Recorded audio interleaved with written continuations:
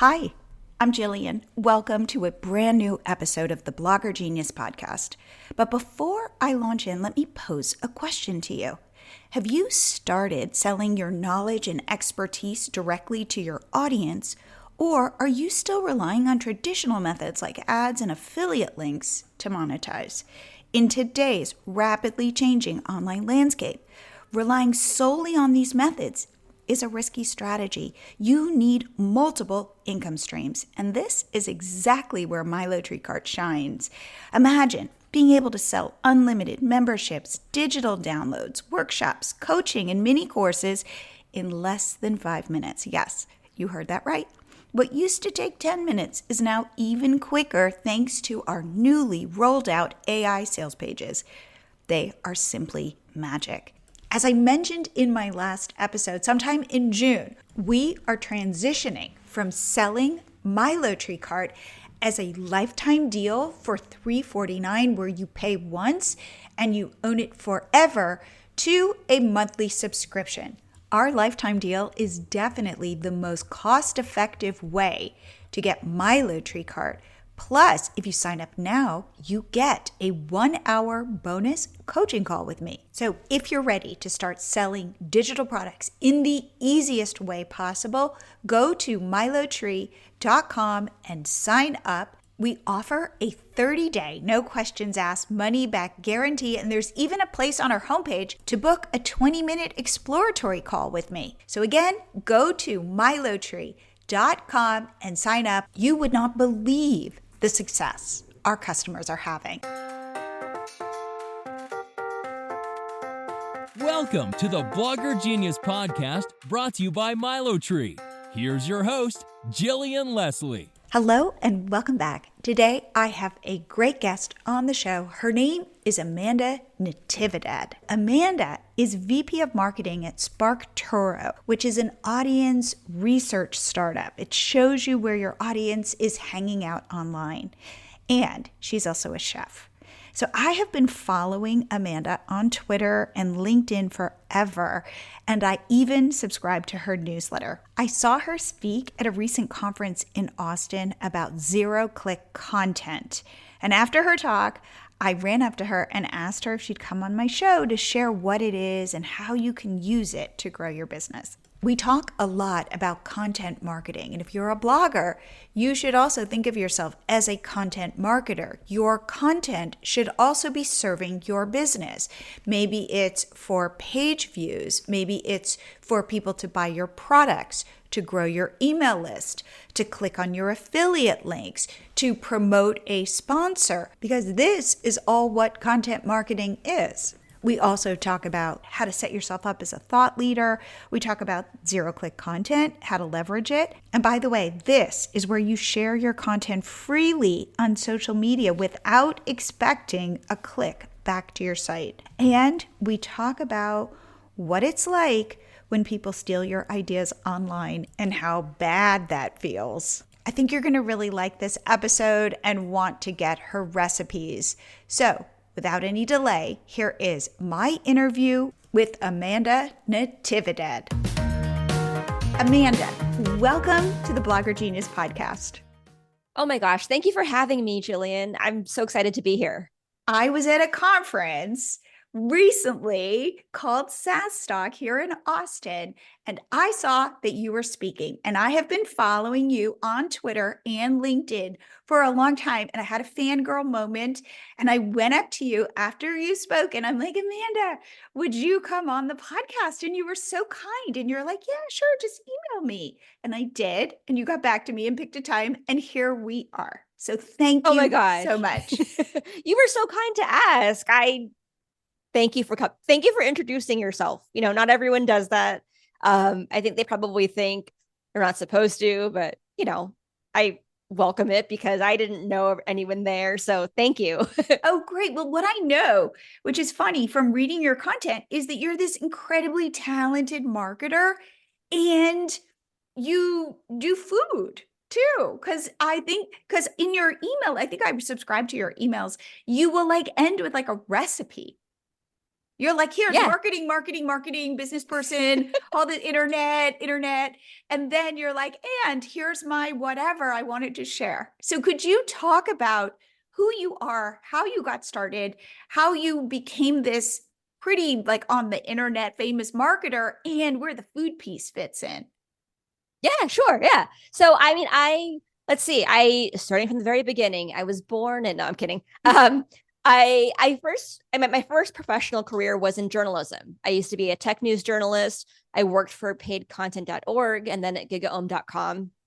And that was sort of in the heyday of like news blogging and was so fun to be part of that.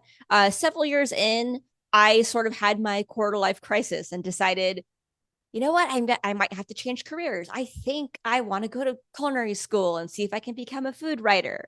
So went to culinary school, did all that, worked at the LA Times test kitchen for a little bit, started to try to become a food writer a little bit, realized really quickly that is a very high demand kind of job, not a lot of available positions.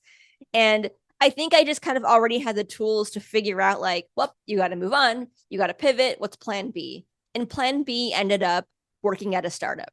Like I kind of realized like, oh, I could become a content marketer, right? I know how to write. I have the journalism background. I have some knowledge of like internet marketing and internet marketing. I'm maybe perhaps older than I look because it's quite a while ago. And I kind of had some of these tools, right? And kind of parlayed that into that startup career. Like I made a long list of startups that I was interested in and cold called or cold emailed them to be like, hey, I have this skill set. It doesn't look like you're hiring for a content person, but I think I can do that job. I learn quickly. I am open to feedback. I work really hard. And eventually one of those companies, it was a snack company called NatureBox. They wrote back and said, you seem like a nice person. Let's stay in touch. And then they ended up hiring me as their content marketer. And that was kind of it from there. Like that was how I started in content marketing/marketing, slowly got into like PR, social media, and kind of just grew my career from there. And I might pause there because I feel like I've been talking too long and that was just too much. No. But in terms of content marketing, when I talk to bloggers, I always say every blog post should be from the idea of this is content marketing. You're writing this content not just to entertain people, but it's to provide value. But then what is, say, the goal of it? For example, is it to sell something? Is it to get somebody on your email list? Is it because you're working with a brand and you want to promote something about that? And that was always kind of looked at when I would say that, like, no, like that somehow feels like it's slimy or it's not useful. Like somehow I'm tricking people. I'm like, no, you're in the job of being a business person. You are providing value. And at the same time, this is to grow your business. So how Yeah. would you think about that when it comes to content marketing? Because I still feel like content marketing is a really valuable thing that we should all be doing. Yeah. I mean, I guess because I didn't approach content marketing from the sort of classic marketing standpoint, right? Like I wasn't trained in SEO. I wasn't trained in marketing. Didn't even know until a couple of years ago that you could get a marketing degree. Like it just didn't occur to me. So I always approached it from that journalism point of view, which was inherently, I mean, I'm reluctant to say value because value is so subjective. But what I'll say is with the journalism background, that meant that what I was used to was writing from a place of original research, original thought, original quotes or interviews, right? Like essentially coming up with something original, whether it came from my own brain, whether it came from doing research, or whether it came from talking to other experts in the field. So because of that, I think that sort of gave me this kind of competitive edge in content marketing. And this was back in like 2013-ish, 2012, 2013. where at that point in content marketing, there was kind of a recent shift to looking at like to creating valuable content, right? Because before this point, and I think it's important to cover this for the context. Before this point, content marketing and SEO was kind of like this really spammy kind of world of like get on link directories, like ask for links. Where to some extent people still do that, right? They try to get backlinks. But the point in which I joined the content marketing field, people were starting to really understand like, oh, we have to come from a place of original thinking. And this was when like one of the best, like the gold standards of content marketing, I remember, was the Kiss Metrics blog. And the Kiss Metrics blog, do you remember this? I do, but share. Their blog was entirely about marketing metrics. Like, here's how to understand marketing metrics. Here are some KPIs to consider. Here's how you track success.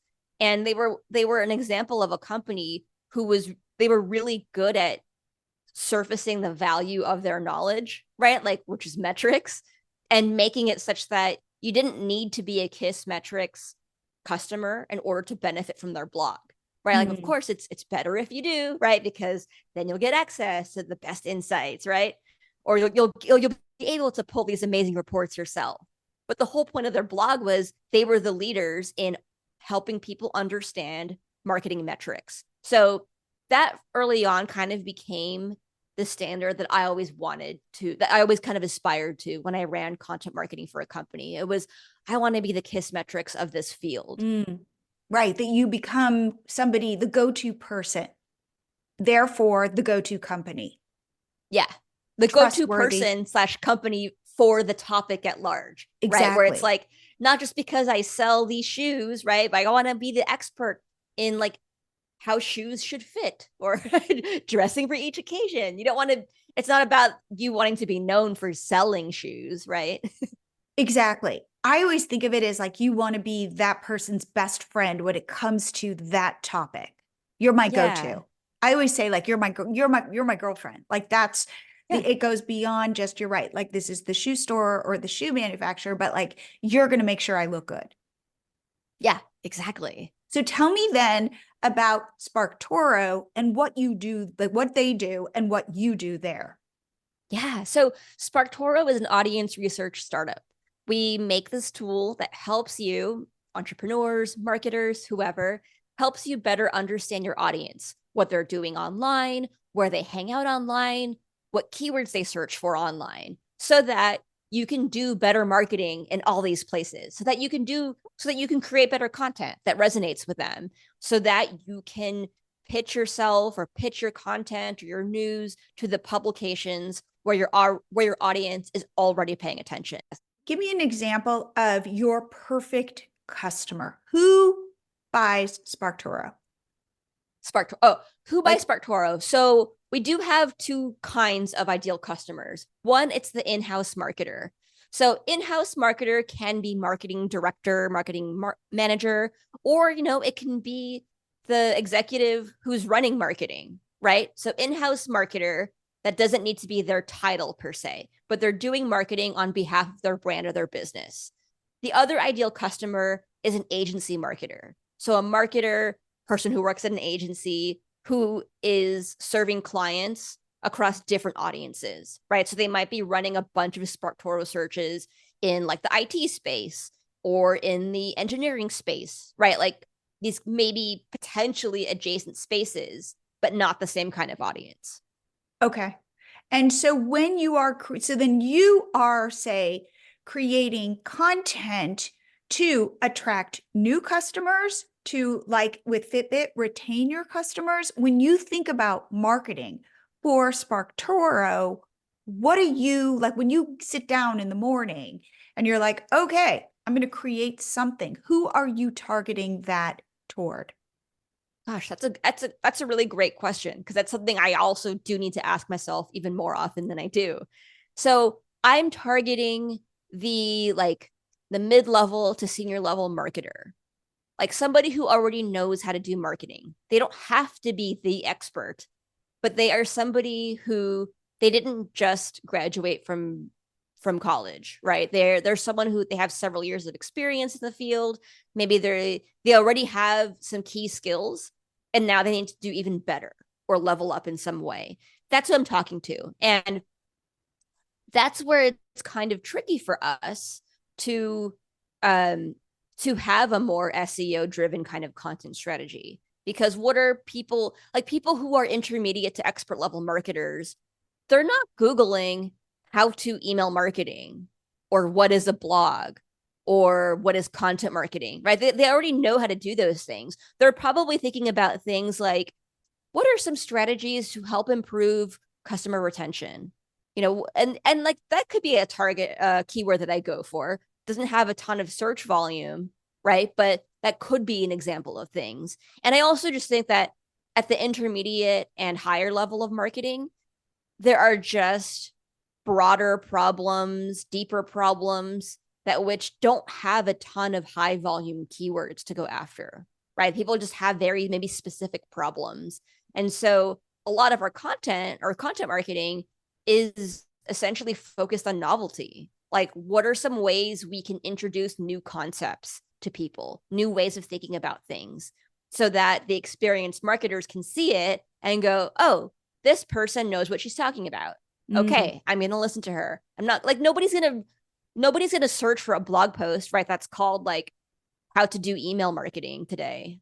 Like, not anyone who's going to be in a buying position for our product.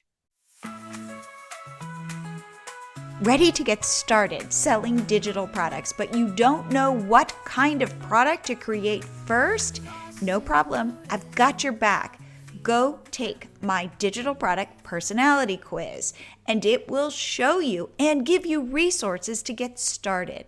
To grab the quiz, go to milotree.com/quiz.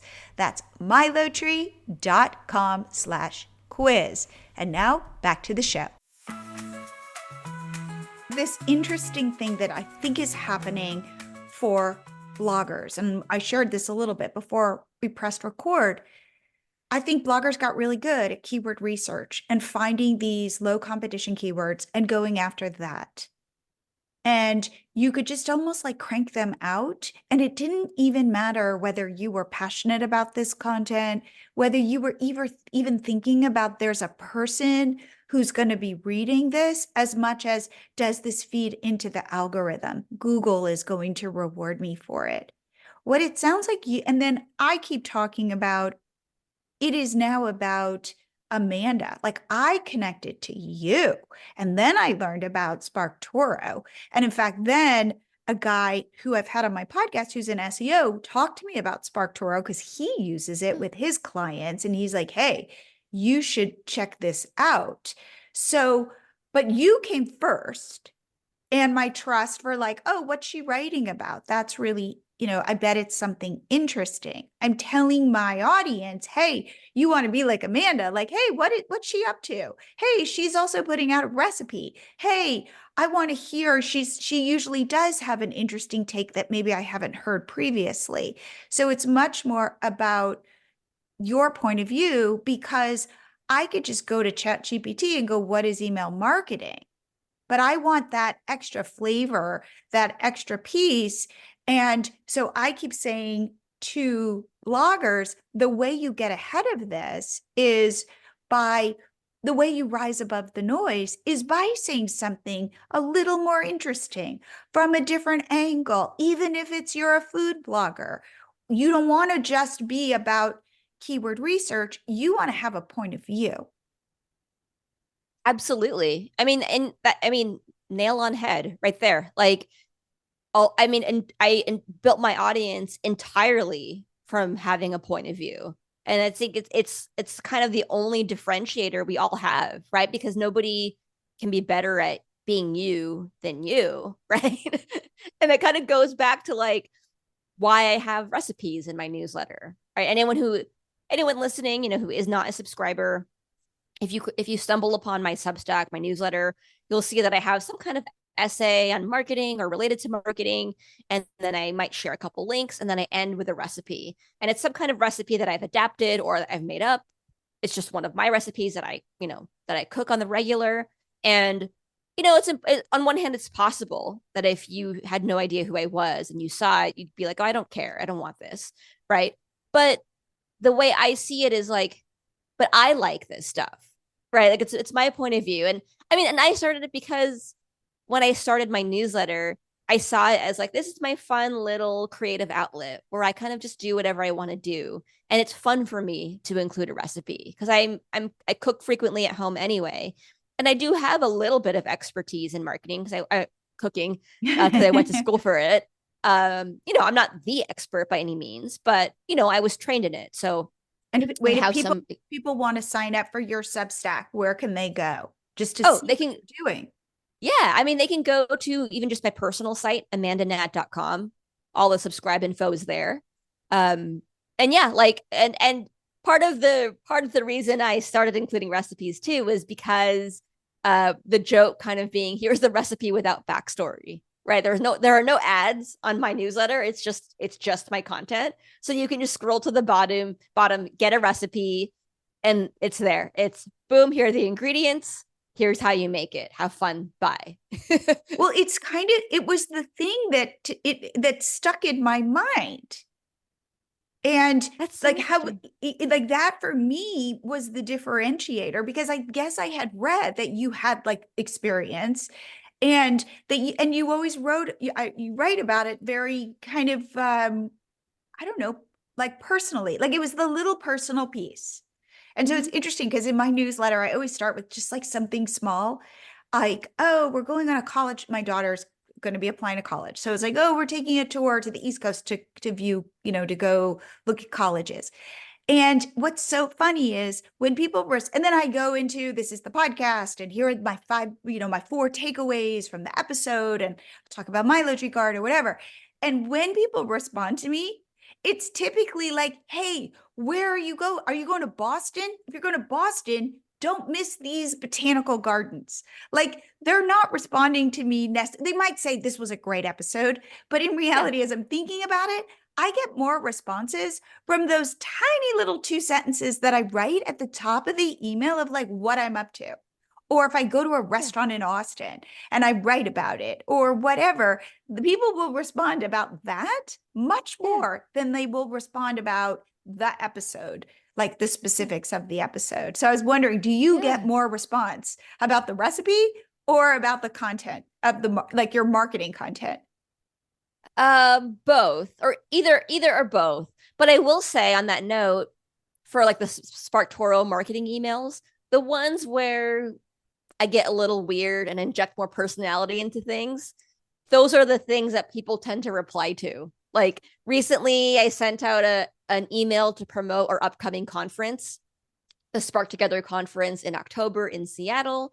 And I wrote this email about like, here's what makes Spark Together different and unique, and here's why you should come. And I entered some like, I wrote some like silly joke, like, I can tell you about the attendees, like about 1/3 are agency marketers, 1/3 are founders, and the remaining third believe that hot dogs are sandwiches.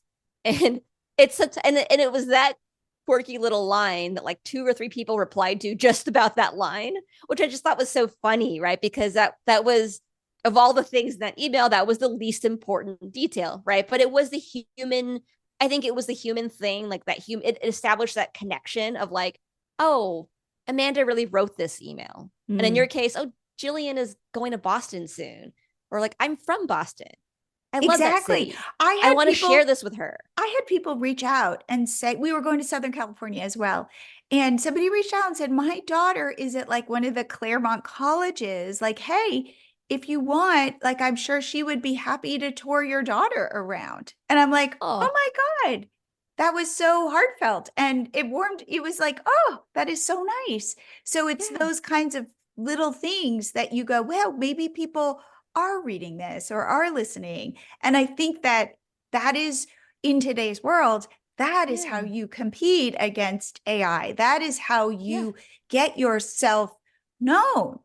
And it's not like you have to share all this personal stuff. I think when I say to people, put yourself out there more so people can get to know you, they think you have to talk about your divorce or anything that like the deep stuff.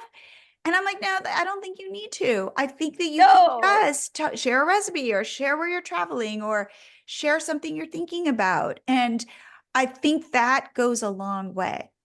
Yeah, I had to laugh out loud at that because as you were saying it, in my head, I was also thinking along the exact same lines of like, putting yourself out there doesn't mean trauma dumping on strangers. It just means like injecting into your hobbies, the things Absolutely. you're into. You don't have to like list your children's names, or like show their pictures. Absolutely. So let's talk about this thing that you are known for, I think, on the internet, which is this whole idea of zero-click content. And is there a way that this can work for bloggers? Remember, we talked about bloggers initially, all they want are page views, page views. They want that click. I keep saying, hey, the model is shifting. It is now about building a tribe of people, a smaller tribe. You're not necessarily looking for the millions and millions of page views. You're looking for the people who resonate with you. I feel like that's the theme of this episode. Like saying, here's who I am, here's what I think, here's my point of view. Does this connect with you? If it does, hey, subscribe to my email list or see what I'm selling. Maybe you want to be a part of what I'm building. And because it's not about me, I can help you. I can help you in your journey and transform your life. So talk to me about this concept because I think this is something that we are all running up against, especially with AI.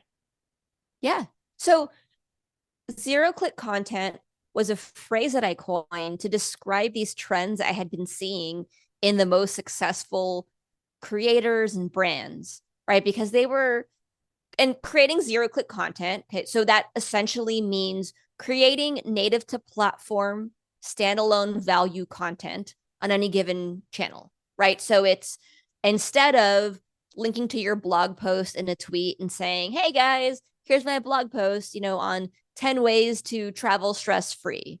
It's the Twitter thread. It's all written completely in Twitter that says, here are the 10 ways to travel stress free. All of it's there, value first. The link is not necessary. It's not necessary to better understand the content. It's only additive to the user's overall understanding of the concept.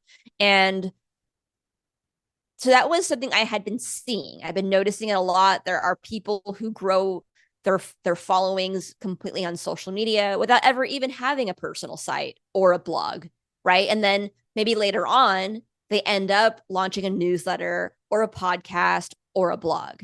And when I first, and so I came up with this concept. I didn't think it was that interesting or special, right? Because I was like, oh, everybody knows this.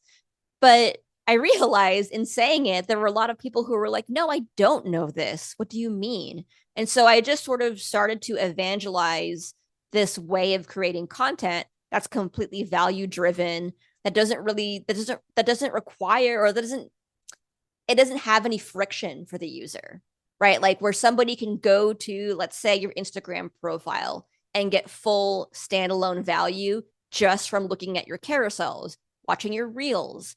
And then maybe if they're interested or ready to buy your product, then they go to the link in bio and they convert, right? So one example of this is Pixel Academy.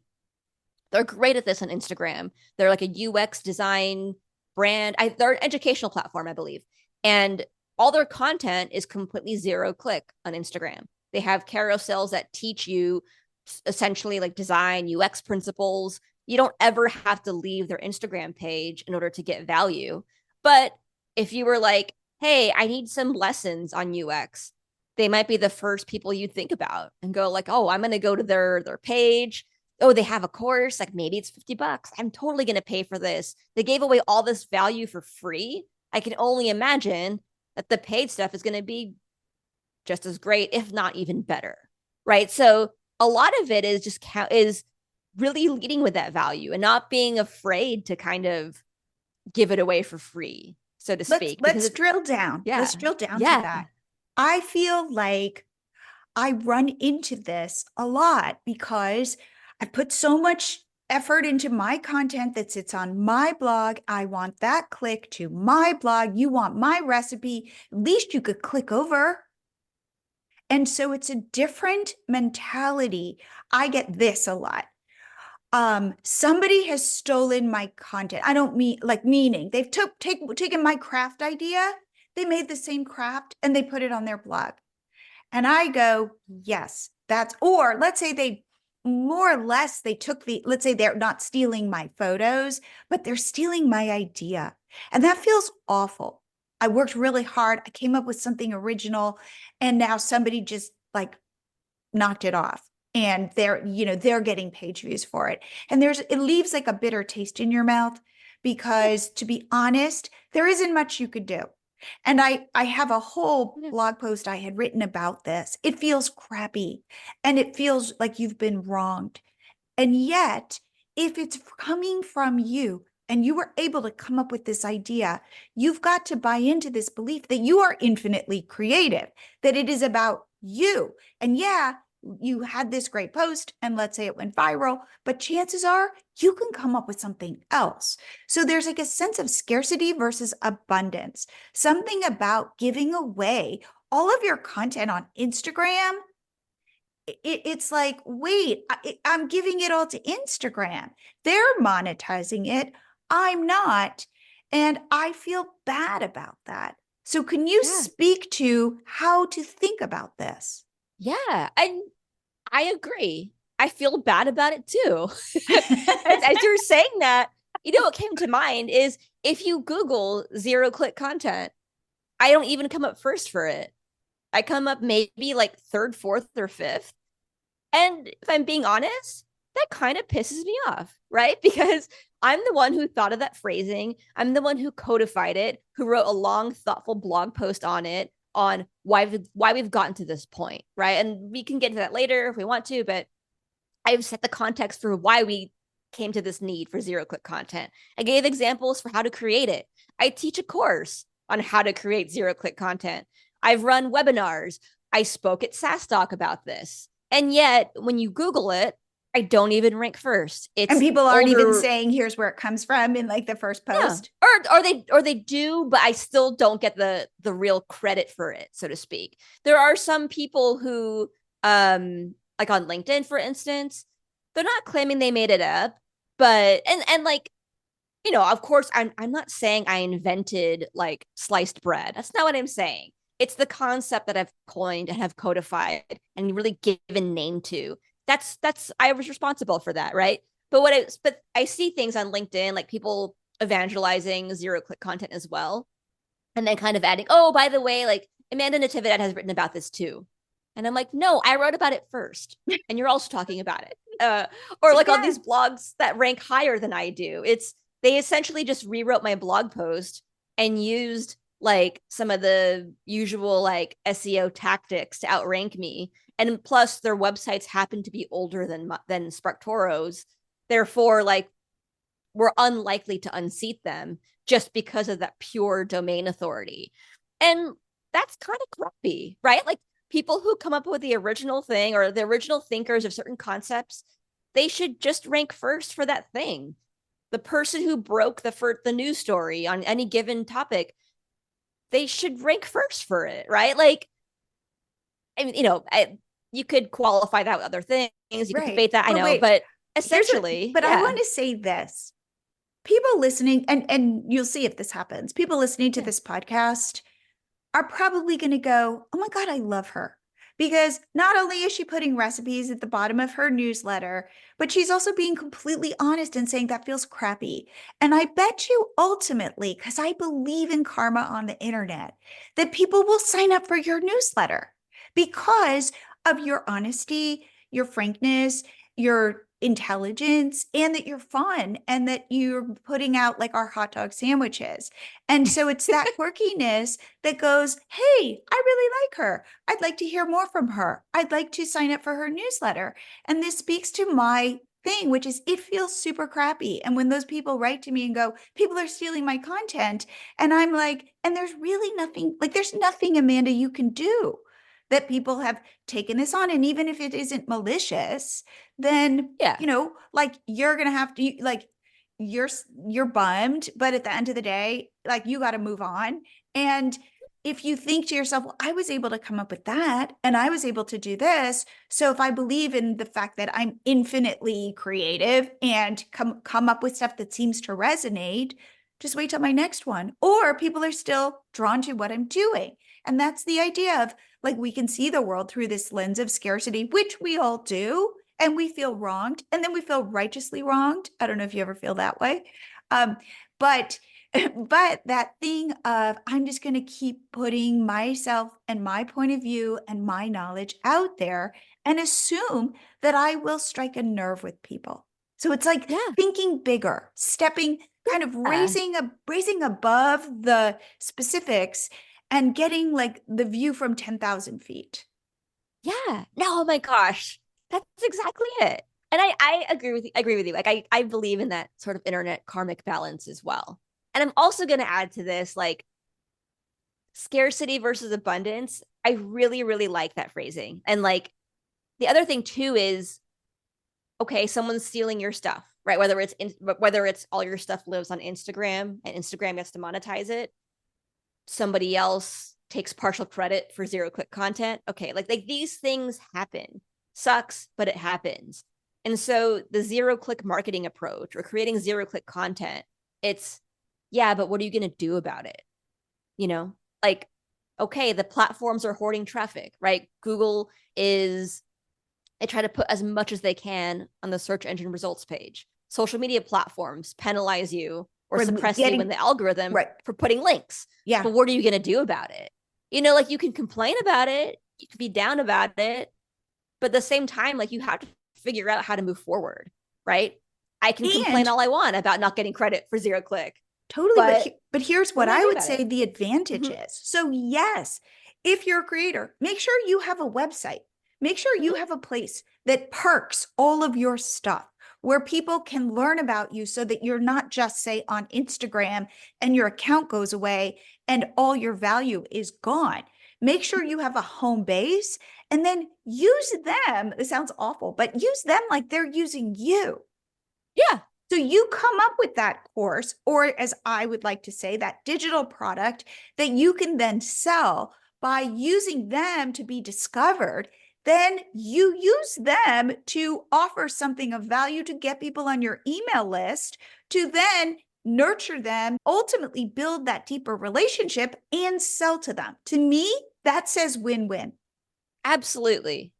Yeah. Or even like it works for the users too, right? Like so me as a consumer of Pixel Academy's content, it's nice for me that I can just go to their Instagram, sit back and just scroll through and read their really nice educational content. So it makes for a good and nice user experience, right? Like I'm not sent to a blog that has like a ton of ads all over it where I'm trying to figure out I just try to read this post, like it's a good user experience for me, the dumb customer, right? Or the person who is not so familiar with their brand. So another way to look at it too is just, are you providing your content in a way that meets people where they are, reduces friction, makes it easy for them to understand and realize the value of what you're saying?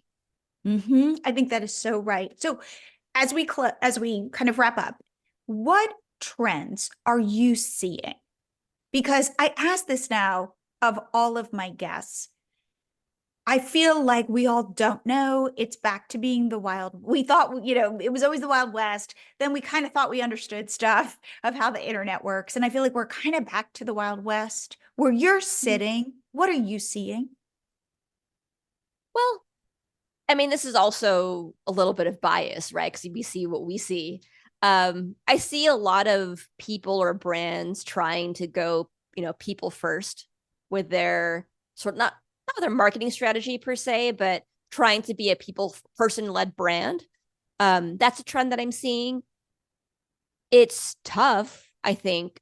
It's hard to do that, in that on one hand it's a no-brainer because people like to follow people, but I think it's tough because, it's getting more competitive attention wise than ever. So it's getting harder to stand out.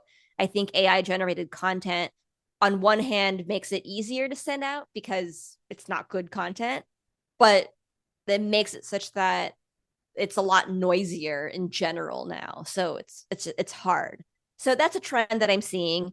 But I think on that note of where we're seeing things kind of go back to the wild, wild west, my hope is to see other trends or other old kind of tactics make their way back. Like I'd be interested to see what kind of growth there is in out of home marketing.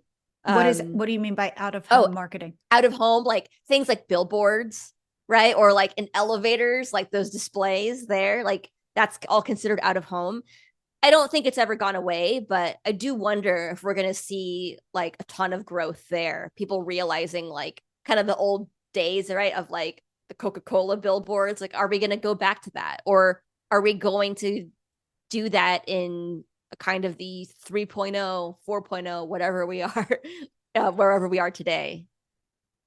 That's interesting. Okay. And finally, favorite AI tools that you're using? So I use a writing tool called lex.page. It started out as a Google Docs replacement for me because I was just kind of running out of space in my Google Drive. So it's a beautiful minimalist text editor, but I also use it to essentially be my Grammarly, to check my grammar. I use it to help me identify points where I'm not being clear or where something is too wordy. Maybe I use a cliche. It kind of highlights that stuff so that I know to go back to it and rewrite it. So I use the AI capabilities to highlight issues, not to create the content. That's interesting. Okay. So that's your favorite? Mm-hmm. Okay. If people want to find you, learn more about you, read your recipes, where should they go? Two places to go. AmandaNat.com, my personal site. You can subscribe to my newsletter there. Maybe you'll even see some old essays there. And then SparkToro.com.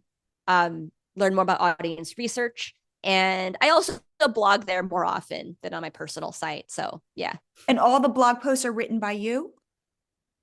On SparkToro, it's written by myself and Rand Fishkin. Oh, right. Okay. Who is the founder?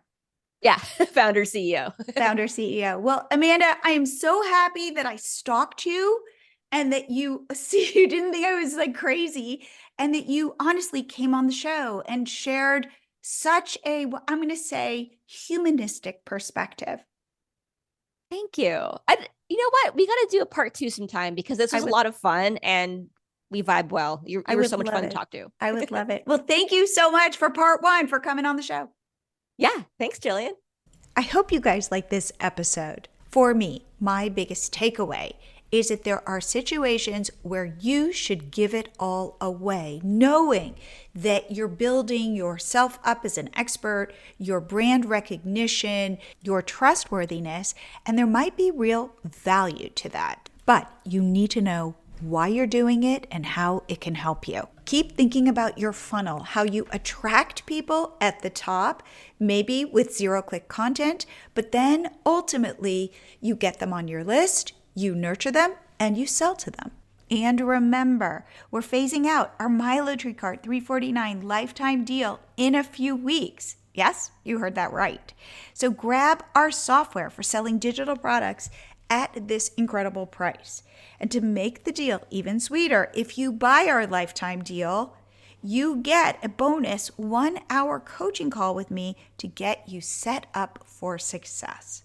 So with MiloTree, we've made it so simple and cost-effective to sell digital downloads, memberships, workshops, and coaching.